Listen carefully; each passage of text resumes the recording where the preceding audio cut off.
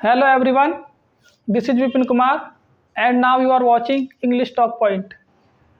आज हम जिस टॉपिक के ऊपर बात करने वाले हैं उस टॉपिक का नाम है वर्ब। और वर्ब इंग्लिश का सबसे इम्पोर्टेंट टॉपिक है। इससे ज़्यादा इम्पोर्टेंट इंग्लिश में कुछ भी नहीं है। अगर आपने वर्ब को कंप्लीट कर लिया तो आपने 80% इंग्लिश कवर कर ली। ये टॉपिक मेरा फेवरेट टॉपिक भी है, ये टॉपिक थोड़ा मुश्किल भी है और ये बहुत ज़्यादा इम्पोर्टेंट टॉपिक है। तो इसलिए आज हम काफ़ी अच्छे से समझेंगे वर्ब किसे कहते हैं, ठीक है, और वर्ब कितने प्रकार की होती है। तो बिना किसी देरी के आइए इस वीडियो को शुरू करते हैं। तो दोस्तों, अब मैं आपको बताने जा रहा हूँ वर्ब किसे कहते हैं और वर्ब क्या होती है। यहाँ पर मैंने एक नहीं, दो नहीं, तीन नहीं, पूरी चार डेफिनेशन आपके लिए लिखी हैं ताकि आप अच्छे से जान पाओ वर्ब किसे कहते हैं, ठीक है। तो मैंने यहाँ पर पहले मैं आपको इनको समझा देता हूँ, फिर मैं आपको अपनी आसान भाषा में बताऊंगा वर्ब किसे कहते हैं। देखिए, वर्ब को हम हिंदी में क्रिया कहते हैं। वर्ब को हम हिंदी में क्रिया कहते हैं, ठीक है। वर्ब को हम हिंदी में क्रिया कहते हैं। A verb is a word. क्रिया एक शब्द है which tells us about an action, जो हमें किसी एक्शन के बारे में बताता है, किसी काम के बारे में बताता है, उसे हम वर्ब कहते हैं।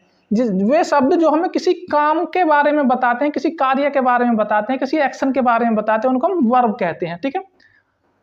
आगे देखते हैं।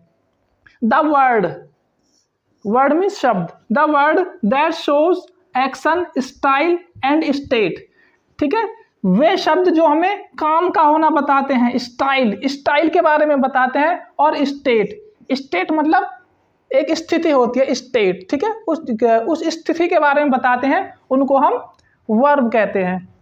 आगे है the word that stands for doing. वे शब्द डूइंग जो हमें किसी काम का करना, डूइंग, और बीइंग मतलब होना, समथिंग इज कॉल्ड वर्ब, ठीक है। जिससे हमें डूइंग का और बीइंग का पता चलता हो उसे हम वर्ब कहते हैं। A verb is a word that tells us what a subject, इसमें सब्जेक्ट का जिक्र कर दिया गया है। व्हाट अ सब्जेक्ट डज, एक सब्जेक्ट क्या करता है और क्या होता है, इज माने होता है, तो उसे हम क्रिया या वर्ब कहते हैं। तो आप अच्छे से जान गए हो गए। अगर अभी भी नहीं जाने तो मैं आपको अपनी भाषा में समझाता हूँ वर्ब किसे कहते हैं। देखिए, किसी भी काम का होना वर्ब कहलाता है, ठीक है। किसी भी एक्शन का होना, ठीक है। एनी मूवमेंट, कोई भी हलचल होना, ठीक है। जैसे कि हंसना, खाना, पीना, नाचना, दौड़ना, उठना, बैठना, खेलना, कूदना, कुछ भी, ठीक है, जिससे हमें किसी एक्शन का पता चलता हो उसे हम वर्ब कहते हैं, ठीक है। हम एक साथ 5-5, 10-10 एक्शन भी कर सकते हैं। जैसे कि शायद आप कहीं पर बैठे हो, आपने सोचा होगा कि मैं तो कुछ काम नहीं कर रहा, कुछ एक्शन नहीं कर रहा, तो बैठना भी एक वर्ब है, लिसनिंग भी एक वर्ब है, वॉचिंग, देखना भी एक वर्ब है, ठीक है, बोलना भी एक वर्ब है, पढ़ना भी एक वर्ब है, सुनना भी एक वर्ब है, ठीक है। तो वर्ब क्या होती है कि वर्ब जिसे हम देख नहीं सकते, छू नहीं सकते, जिससे किसी एक्शन का पता चलता हो, उसको हम वर्ब कहते हैं। तो मैंने यहाँ पर 2 एग्जाम्पल्स लिखे हैं, ठीक है। मैं आपको एक बात बताना चाहता हूँ। हमारी जो वर्ब होती है, एक तो होती है बीइंग वर्ब, एक होती है डूइंग वर्ब। बीइंग मतलब होना, डूइंग मतलब करना। इसका मतलब यहाँ पर ही इज अ स्टूडेंट, यहाँ पर जो इज है, यहाँ पर ये बीइंग वर्ब है, BEI, बीइंग वर्ब है यहाँ पे, ठीक है। और ही रीड्स इंग्लिश, वह इंग्लिश पढ़ता है, तो यहाँ पर पढ़ने का काम हो रहा है, एक्शन हो रहा है। तो ये एक्शन हो रहा है, तो कुछ हो रहा है, तो उसको हम डूइंग वर्ब कहते हैं, ठीक है। तो ही इज मतलब है मतलब होना, तो यहाँ पर ये बीइंग वर्ब है, बीइंग मतलब होना। और ही रीड्स बुक, यहाँ पर एक्शन हो रहा है, तो यहाँ पर काम का होना हो रहा है, तो मतलब कुछ हो रहा है, होना मतलब डू मतलब काम का होना या काम करना, ठीक है। डू मतलब करना। तो दोस्तों, अब हम जानेंगे कि हमारी वर्ब्स कितने प्रकार की होती हैं, ठीक है। आइए जानते हैं। यहाँ पे लिखा है वर्ब, ठीक है। हमारी जो वर्ब्स होती हैं वो मेन वर्ब होती है एक, और एक ऑक्सिलरी वर्ब होती है। मेन वर्ब को हम डूइंग वर्ब भी बोलते हैं, जो मेन वर्ब होती है उसको हम डूइंग वर्ब भी कहते हैं, और जो हमारी ऑक्सिलरी वर्ब होती है उसको हम बीइंग वर्ब भी कहते हैं। मेन वर्ब कौन कौन सी होती है हमारी? मेन वर्ब हमारी होती हैं रेगुलर वर्ब और इर्रेगुलर वर्ब, ठीक है, ट्रांजेटिव वर्ब और इनट्रांजेटिव वर्ब, फाइनाइट वर्ब और इन्फिनिटिव वर्ब। कहने का मतलब है इनके बारे में अभी हम जानेंगे दोबारा से, ठीक है, एक एक करके अच्छे से इनके बारे में समझेंगे। और जो हमारी ऑक्सिलरी वर्ब होती है वो टोटल 24 होती हैं, केवल 24 होती हैं, ठीक है, जिनमें से ऑक्सिलरी वर्ब को हमने 3 पार्ट्स में डिवाइड किया है। पहला है प्रिंसिपल, दूसरा है हमारा मॉडल्स और तीसरा है सेमी मॉडल्स, ठीक है। प्रिंसिपल में कौन कौन सी आती हैं? Is, am are, was, were, do, does, did, has, have, had, ये हमारी प्रिंसिपल ऑक्सिलरी वर्ब होती है। उसके बाद मॉडल्स कौन सी होती है हमारी? Will, shall, would, can, may, must, could, ought to और शुड, ये हमारी मॉडल वर्ब होती है। उसके बाद सेमी मॉडल्स में 3 आती हैं, need, dare and use to, ठीक है। ये है आपकी टोटल 11 ये हैं, 10 ये हैं और 3 ये हैं, ठीक है। तो टोटल 24, ये 24 होती हैं। और जो मेन वर्ब होती हैं इनका तो पता नहीं कितनी होती हैं, तो बहुत सारी होती हैं, तो मतलब हजारों में होती हैं जो मेन वर्ब होती है। पूरी इंग्लिश में जितनी वर्ब होती हैं, हंसना, खाना, पीना, नाचना, दौड़ना, गो, कम, प्ले, सिंग, डांस, ये सारी की सारी मेन वर्ब होती है, ठीक। तो वर्ब्स को जानने के बाद और वर्ब्स के सभी प्रकार जानने के बाद अब हम एक एक करके जानते हैं कि हम यहाँ पे मैंने 2 वर्ब्स लिखी हैं, एक लिखी है रेगुलर और दूसरी लिखी है मैंने इर्रेगुलर, ठीक है। तो हम जानते हैं रेगुलर वर्ब्स कौन सी होती है। ध्यान दीजिए, वे वर्ब जिनके लास्ट में ईडी लगता हो और जो एक पैटर्न को फॉलो करती हो, ठीक है, वे वर्ब जिनके लास्ट में ईडी लगता हो और एक पैटर्न फॉलो करती हूँ। सभी वर्ब्स जितनी भी हैं, जैसे कुक, कुक के लास्ट में सेकंड फॉर्म में कुक्ड और थर्ड फॉर्म में भी कुक्ड, वे वर्ब जिनके सेकंड फॉर्म और थर्ड फॉर्म में ईडी लगती हो और इसी पैटर्न को फॉलो करती हो, रेगुलर वर्ब कहलाती है। वॉश, वॉश्ड, वॉश्ड, ठीक है, ईडी लगी हुई है सेकंड फॉर्म और थर्ड फॉर्म में। एक्सेप्ट, एक्सेप्टेड, एक्सेप्टेड, इसमें भी ईडी लगी हुई है, ठीक है। तो ये एक पैटर्न फॉलो कर रही है, सारी की सारी जो जितनी वर्ब्स हैं सब में ईडी लगा हुआ है, तो सभी एक जैसी हैं, तो इसलिए इनको हम रेगुलर वर्ब कहते हैं। लेकिन इर्रेगुलर वर्ब हमारी कौन सी होती हैं?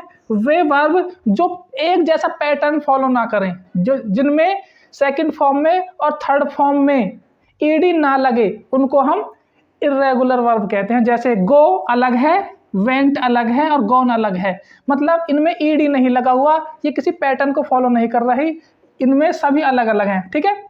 उसके बाद ये कट, फिर कट, कट, इसमें भी ईडी नहीं लगी हुई, ये भी इर्रेगुलर वर्ब है, ठीक है। इस जिसमें ईडी ना लगी हुई हो वो इर्रेगुलर वर्ब है। बाय, बॉट और बॉट, इसमें भी ईडी नहीं लगी हुई, ठीक है। अब मैं समझता हूं कि आपको समझ में आ गया होगा अच्छे से कि रेगुलर वर्ब क्या होती है और इर्रेगुलर वर्ब क्या होती है। अब हम आगे बढ़ते हैं दूसरी वर्ब की तरफ। अब हम जानते हैं कि ट्रांजेटिव वर्ब और इनट्रांजेटिव वर्ब किसे कहते हैं। देखिए ध्यान से, ट्रांजेटिव वर्ब क्या होती है? वे वर्ब जिनको ऑब्जेक्ट की जरूरत पड़ती है, जिनके बाद में ऑब्जेक्ट लगता है, उनको हम ट्रांजेटिव वर्ब कहते हैं, ठीक है। और वे वर्ब जिनके पीछे ऑब्जेक्ट नहीं लगता, जिनको ऑब्जेक्ट की जरूरत नहीं पड़ती, उनको हम इनट्रांजेटिव वर्ब कहते हैं, ठीक है। जैसे मैं यहाँ पे लिखा है ईट, मैं यहाँ पर एक एग्जाम्पल लिखता हूँ आपके लिए, ही ईट्स। अगर मैं इसको यहीं छोड़ दूं तो ये अधूरा सेंटेंस है। ही ईट्स क्या मतलब, कुछ तो खाएगा। He eats an apple, he eats an apple, वह एक सेब खाता है, ठीक है। तो हमारा जो यहाँ पर ईट्स है ये एक हमारी ट्रांजेटिव वर्ब है, ठीक है। उसके बाद क्लोज, ठीक है, क्लोज द डोर, क्लोज के बाद डोर की जरूरत पड़ी। Right an application. Need, I need water, ठीक है। निट बुनना, ठीक है। फीड खिलाना, क्या खिलाना, कुछ भी खाना खिलाओगे। टेक, जैसे मैं कहला आई टेक, अब इसके बाद ऑब्जेक्ट की जरूरत पड़ेगी, क्या टेक, ठीक है। I take water.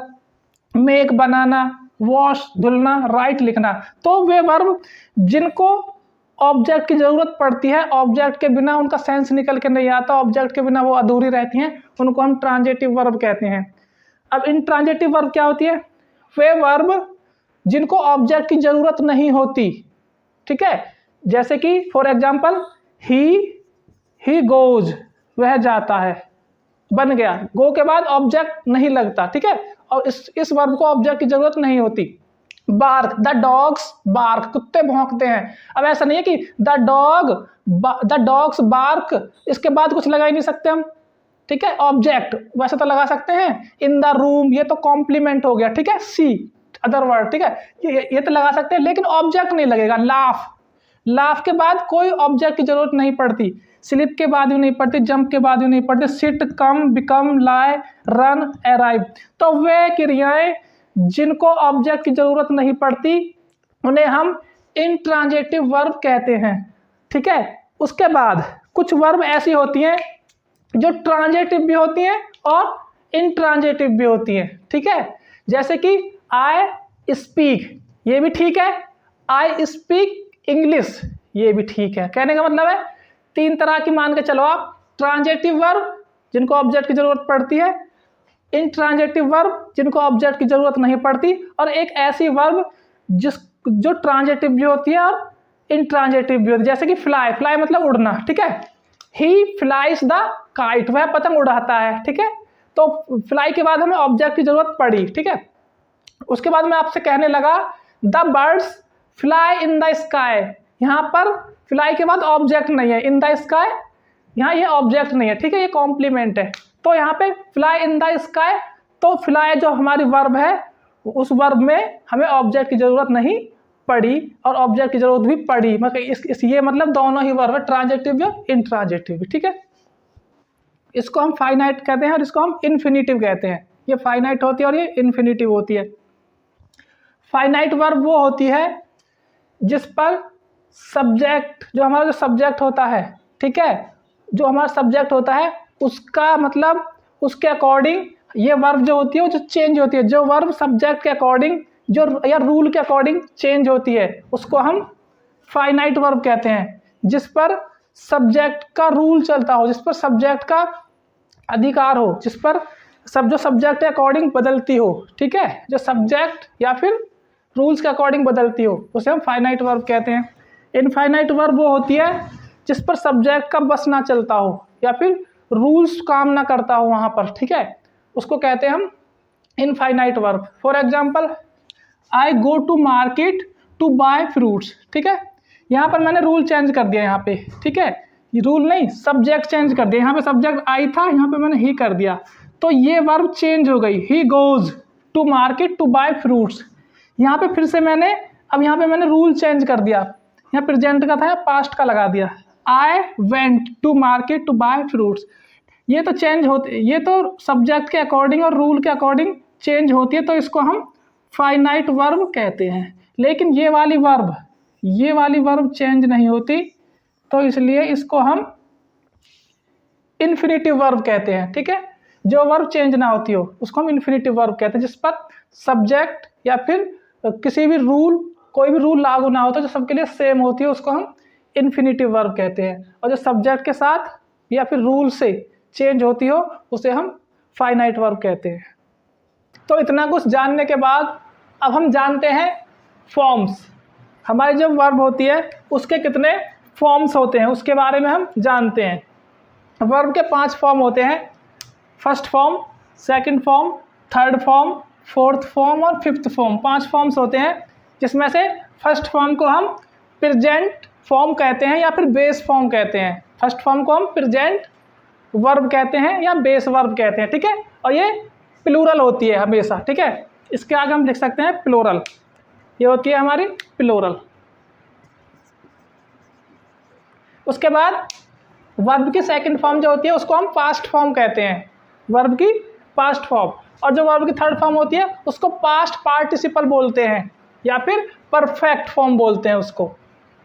चौथी जो होती है फोर्थ नंबर की, उसको हम कॉन्टिन्यूअस या फिर आईएनजी फॉर्म बोलते हैं। और पांचवी को बोलते हैं हम प्रेजेंट की सिंगुलर फॉर्म, जब प्रेजेंट होती है उसकी सिंगुलर फॉर्म। जैसे कि यहाँ पे लिखा हुआ है go first, second went, go went, gone, going, ING लग गई इसमें, गोज, ये हमारी फिफ्थ फॉर्म होगी, ठीक है। कट कट कट, ये तीनों एक सी है। कटिंग आईएनजी लग गई इसमें एस या एस लग गई, फर्स्ट फॉर्म बन गई। वॉश वॉश्ड वॉश्ड, इसमें ईडी लगी हुई है, वॉशिंग वॉशेस, ठीक है। Cook cooked cooked, cooking कुक्स। तो इस तरह से हमारी 5 फॉर्म होती हैं और उनको हम, जो मैंने अभी आपको बताया, ये बोलते हैं सभी फॉर्म को। तो दोस्तों वैसे तो अभी बहुत कुछ है वर्ब के बारे में बताने के लिए, लेकिन वीडियो को देखते हुए कि वीडियो लंबी ना हो जाए ज़्यादा, तो हम आज इस वीडियो को यहीं पर समाप्त करते हैं और आने वाले समय में एक बार फिर से हम वर्ब के ऊपर वीडियो लेके आएंगे और वर्ब में अभी जो हम थोड़ा बहुत कुछ बचा हुआ है उसको हम आगे कंटिन्यू करेंगे, ठीक है। तो इस वीडियो में आप लास्ट तक बने रहे उसके लिए बहुत बहुत धन्यवाद और इस वीडियो को अपने दोस्तों के साथ शेयर करें ताकि उनकी भी हेल्प हो और इस वीडियो को ज़्यादा से ज़्यादा शेयर, लाइक और सब्सक्राइब करें, ठीक है, ताकि हमें आपका सपोर्ट मिले और हम हमेशा ऐसे ही मोटिवेट रहें आपके लिए, इसी तरह से इन्फॉर्मेटिव वीडियो लाते रहें। तो thank you so much for watching this video.